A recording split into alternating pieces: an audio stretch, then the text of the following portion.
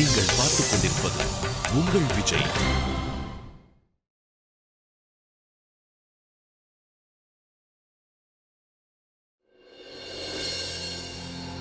Mrs Jeevitha, எதையும் மறைக்காம சொல்லுங்க. டிசம்பர் 13ஆம் தேதி ஞாயிற்றுக்கிழமை ராத்திரி என்ன நடந்துச்சு?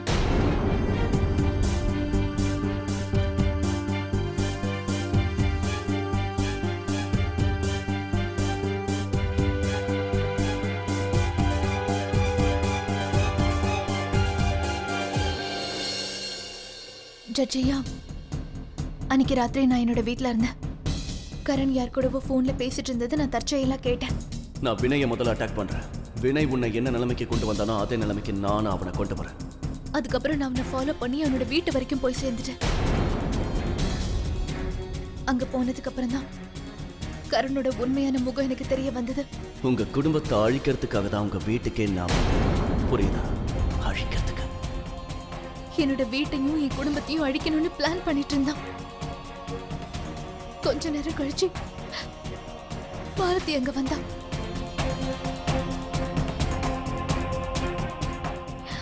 ஜட்ஜையா,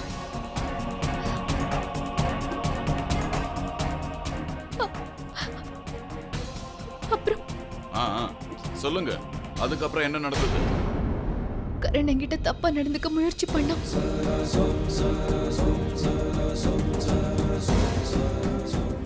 அக்கா மேல கை வைக்கிறதுக்கு இன்னொரு தடவை முயற்சி பண்ண. என்ன பண்ணுவீங்க? நாங்க ரெண்டு பேரும் அவங்க கூட சண்டை போட ஆரம்பிச்சோம். சண்டை ரொம்ப முத்தி போயிடுச்சு. அப்புறம் திடீர்னு கரண் அவனோட கன் எடுத்து மாலதியோட நெத்தியில வச்சான். சார், அவன் மாலதியை கொலை பண்ண பார்த்தான். நான் ரொம்ப நேரமா கத்தி கதறி கெஞ்சி பார்த்தேன் மாலதியை கொல்லாதேன்னு. ஆனா அவன் எதுவுமே கேட்கிற நிலைமையில இல்ல. அப்புறம் எங்க 3 பேருக்குள்ள சண்டை நடந்தது.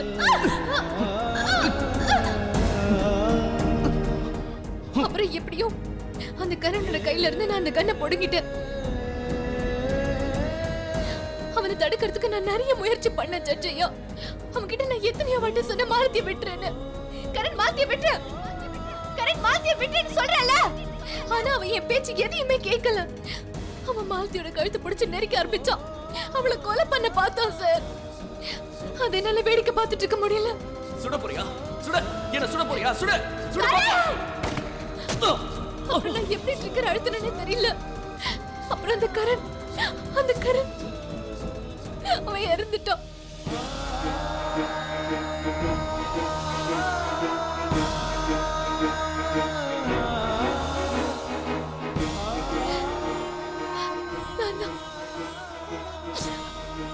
அந்த கரணை கொண்டு அவனை கொலை பண்ணணுங்கிற எண்ணம் எனக்கு இல்ல. ஆனா ஒருவேளை நான் அவனை கொலை பண்ணாம இருந்திருந்தா அவன் மாலதியை கொண்டு இருப்பான்.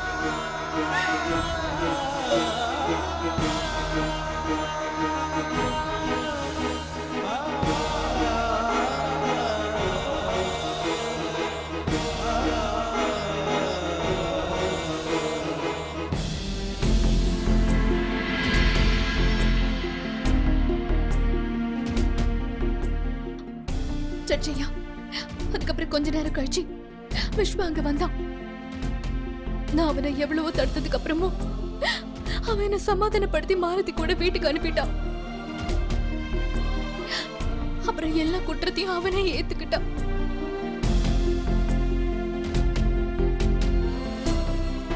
நான் இந்த கோர்ட்டு கிட்ட மன்னிப்பு கேட்டுக்கிறேன். நான் எத்தனை நாளா உங்க எல்லார்கிட்ட இருந்து இந்த உண்மையை மறைச்சு வச்சதுக்காக. சட்சையா, உண்மையான குற்றவாளி நான் தான், விஸ்வா கிடையாது.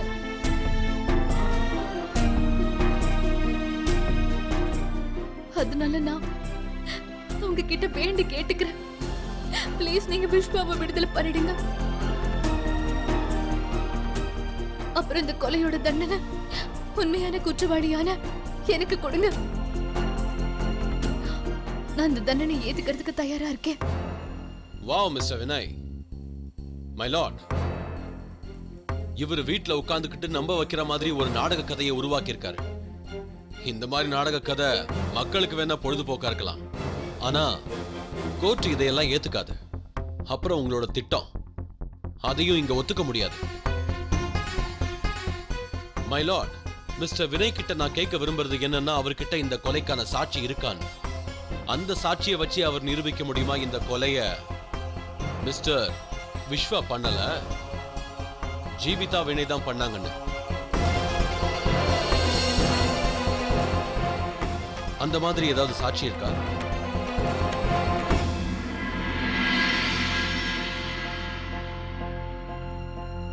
மிஸ்டர் மாதவன், உங்களுக்கு நல்லா தெரியும் நான் ஆதாரம் இல்லாம எதையும் பேச மாட்டேன்னு. யுவர் ஆனர், நீங்க கேட்குற அந்த ஆதாரம் இந்த கேமரால வீடியோவா இருக்கு. மாலதின்றவங்க ஜீவிதாவோட தங்கச்சி. அவங்க இந்த கேமராவோட தான் கரண் வீட்டுக்கு வந்திருக்காங்க. அவங்க 2 பேருக்கும் அந்த வீட்டுக்குள்ள ஒரு பெரிய சண்டை நடந்திருக்கு. கரண் இந்த கேமராவை மாலதி கையில இருந்து புடுங்கி தூக்கி போட்டிருக்கான். அது மட்டும் இல்ல, 13ஆம் தேதி அங்க என்ன நடந்துச்சோ அது எல்லாமே இதுல ரெக்கார்ட் ஆயிருக்கு. இதுல இருந்து நமக்கு என்ன தெரிய வருதுன்னா, அந்த கொலையை செஞ்சது விஸ்வா இல்ல, அதை செஞ்சது மிஸ்ஸஸ் ஜீவிதா.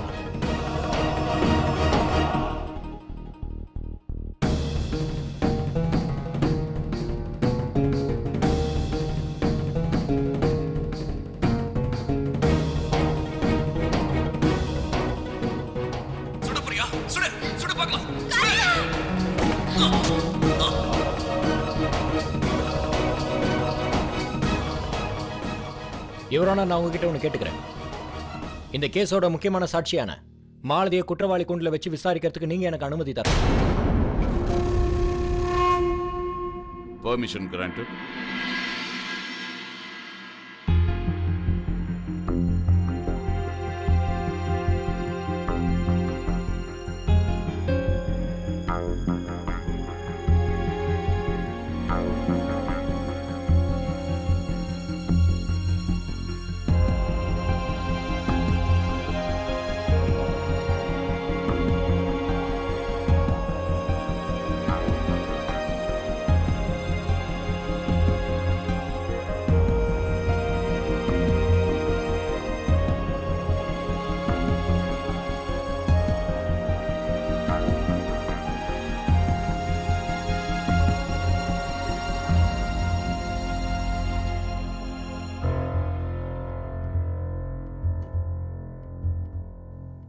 நான் சொல்வதெல்லாம் உண்மை.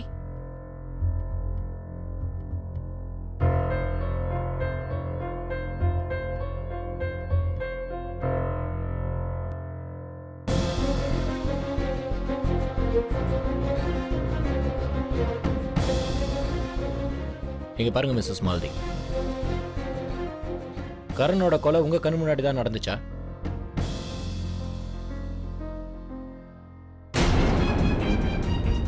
ஆமா. உண்மை என்னன்னு கோர்ட்டுக்கு சொல்ல முடியுமா? கர்ணை யார் சொன்னது?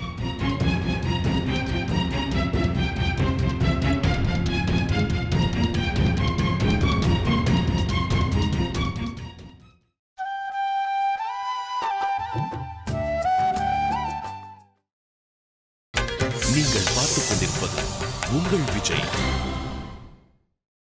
உண்மை என்னன்னு கோர்ட்டுக்கு சொல்ல முடியுமா? கர்ணை யார் சொன்னது?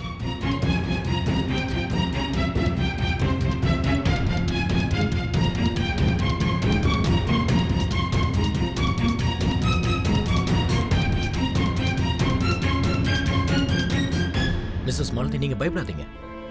உண்மை என்னன்னு சொல்லுங்க. நீங்க விஸ்வா சுடும்போது பாத்தீங்களா இல்ல ஜீவிதா சுடும்போதா?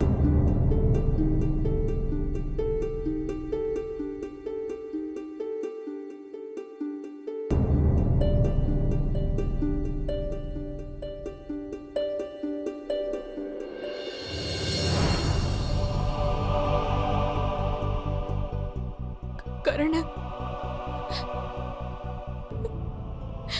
ஜீவிதா கதை சுட்டா.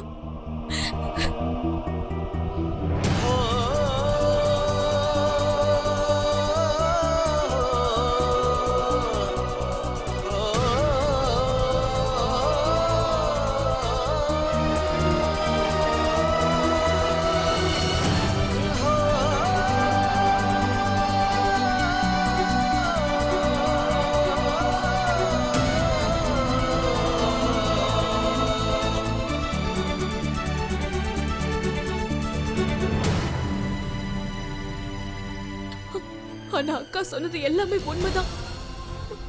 அக்கா என்ன காப்பாத்துறதுக்காக தான் கரணை தெரியாம சுட்டுட்டா. ஆனா அவ அப்படி பண்ணலனா அவ அப்பாவை என் கழுத்தை நெரிச்சு என்ன கொண்டு போட்டிருப்பான். அது எல்லாமே அந்த வீடியோல ரெக்கார்ட் ஆயிருக்கு. அதுதான் உண்மை.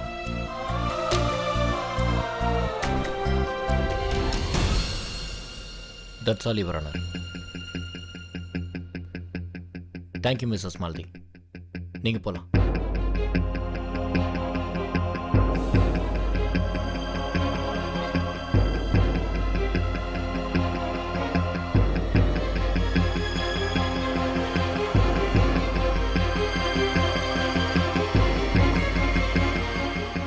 Your Honor, உண்மை என்னன்னு இப்போ நமக்கு தெரிஞ்சிருச்சு. இந்த கொலைக்கான குற்றவாளி மிஸ்ஸஸ் ஜீவிதா தான். நான் உங்ககிட்ட தாழ்மையோட கேட்டுக்கிறேன் Your Honor. நிரபராதியான விஸ்வாவை நீங்க உடனே விடுதலை செய்யணும். அது மட்டும் இல்லாம நான் உங்ககிட்ட ஒரு முக்கியமான விஷயத்தை சொல்லணும்னு நினைக்கிறேன். மிஸ்ஸஸ் ஜீவிதா என்ன செஞ்சாங்களோ அது அவங்களுக்கும் அவங்க தங்கச்சி மாலதியோட தற்காப்புக்காக செஞ்சாங்க. That's all, Your Honor.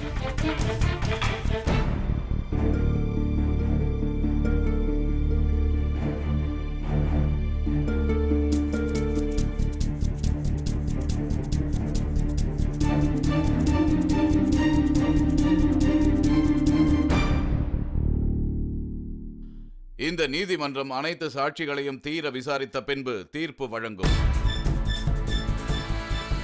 This court will resume after 20 minutes.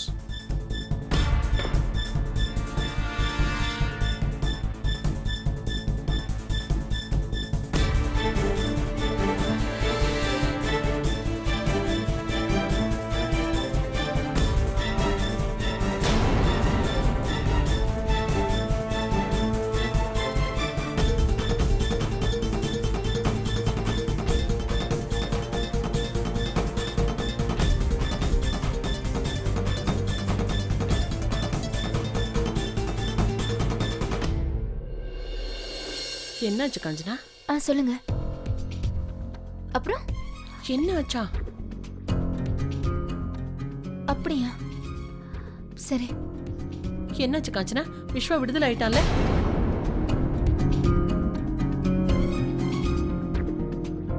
Jeevitha கோர்ட்ல அவ செஞ்ச குற்றத்தை ஒத்துக்கிட்டாளாம்.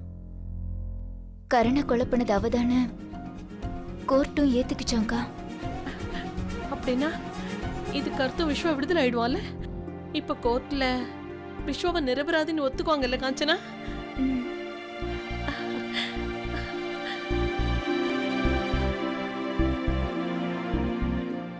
கடவுளே, என்னோட வேண்டுதல் வீணா போகல.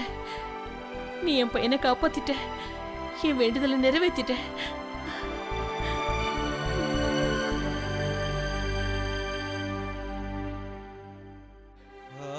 ஆனா கடவுள்கிட்ட ஏங்க இப்படி ஒரு வேண்டுதலை வேண்டிக்கிட்டீங்க?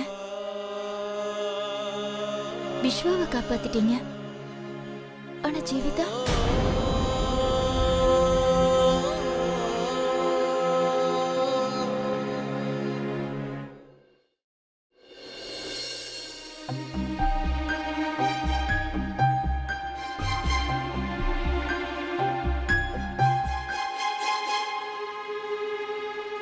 அனி ஏன் இப்படி பண்ணீங்க? நான் வேணான்னு தடுத்தேன்ல. ஆனா நான் அன்னைக்கு புரிய வைன்னு தான் சொன்னேன். ஆனா அவங்களை இங்கேயே கூட்டிட்டு வந்துட்டேன். அதுவும் அவங்க குற்றத்தை ஏத்துக்கிறதுக்காக. இப்ப என்ன நடக்குன்னு தெரியுமா? என்ன நடக்குமோ அதுதான் நல்லது விஸ்வா. நீ எதுக்கும் கவலைப்படாத. நான் எல்லாத்தையும் தாங்கிப்பேன். குறைஞ்சது அந்த பொயில இருந்தாவதே எனக்கு விடுதலை கிடைச்சதே. இத்தனை நாளதான் என்னோட தலையில ரொம்ப பாரமா இருந்தது. உங்க ரெண்டு பேருக்கும் ஒன்றும் ஆகாது. என் மேல நம்பிக்கை வைங்க.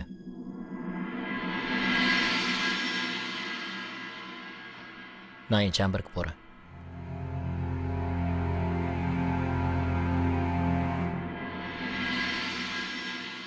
அனி ஏன் அண்ணி? போதும் விஸ்வா, இனிமே நீ எதுவும் பேச வேண்டாம். பேசாம சாப்பாடு சாப்பிட.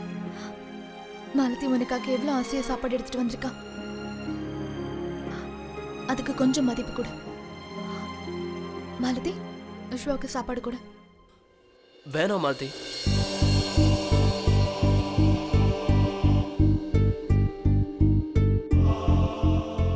எனக்கு பசி எடுக்குன்னு நினைக்கிறியா?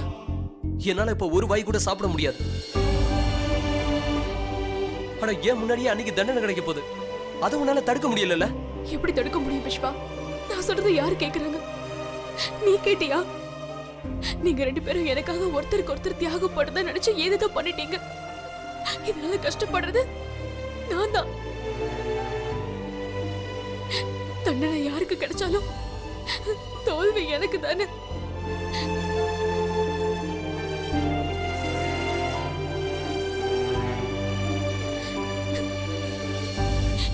யாருமே என் பேச்சு கேட்கல. மாலதி,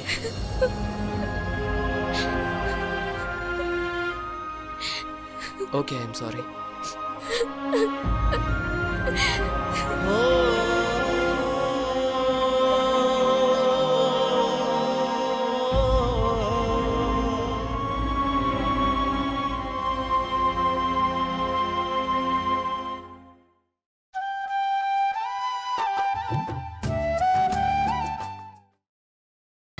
நீங்கள் பார்த்துக் கொண்டிருப்பது உங்கள் விஜய்.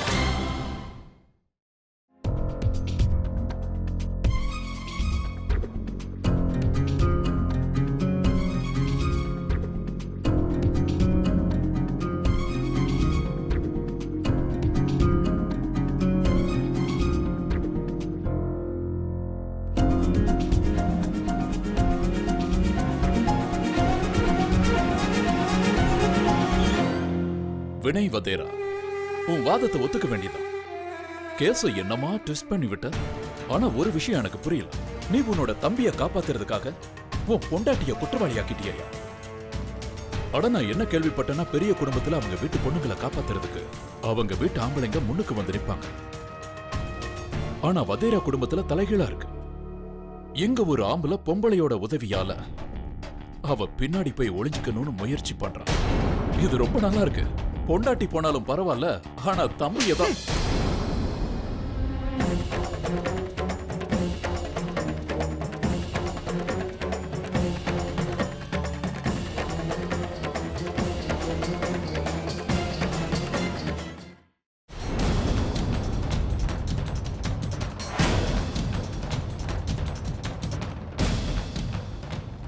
எங்க வந்து என்ன பேசுற? இன்னொரு வாட்டி என் பொண்டாட்டி பத்தி தப்பா பேசுன கொன்னுடுவேன். உன் பொண்டாட்டிய பத்தி இந்த உலகமே பேச போகுது வினய். அதோட உனக்கும் நல்ல பேர் கிடைக்கும். பாக்குறவங்க எல்லாம் உன்னை ஒரு கொலைகாரியோட புருஷன் சொல்லி கூப்பிடுவாங்க. அப்புறம் இந்த அறைக்கு பதில் யார் கடனையும் நான் வச்சுக்க மாட்டேன். கூடிய சீக்கிரம் உனக்கு வட்டியும் முதலமா திருப்பி கொடுக்கிற வினய். உனக்கு நான் தர வேண்டியதே நிறைய இருக்கு.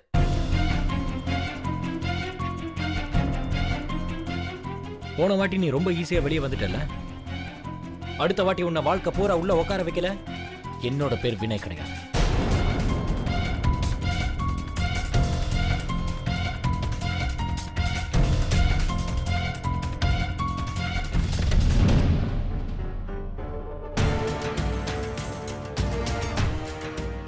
நீ எப்படி வினய் என்ன உட்கார வைக்க முடியும்? உட்கார போறது உன்னோட மனைவி.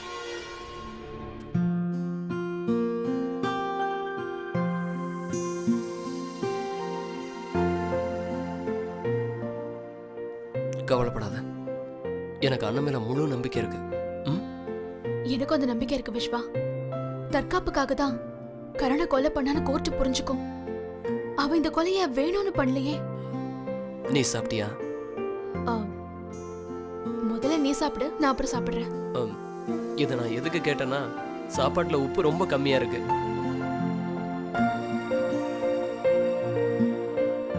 நான் கிச்சன் டிபார்ட்மெண்ட்ல 0% ஆச்சே.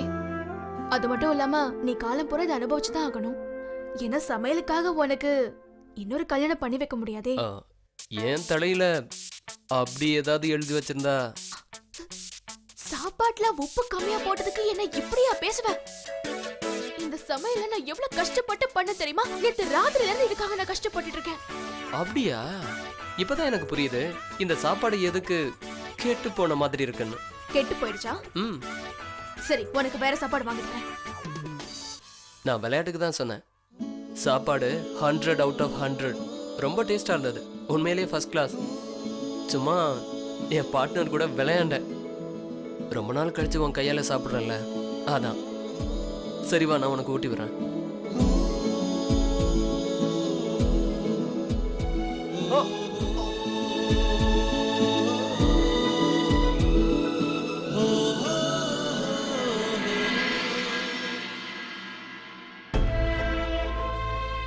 என்னால இவங்க 2 பேரும் பிரிஞ்சிருப்பாங்க.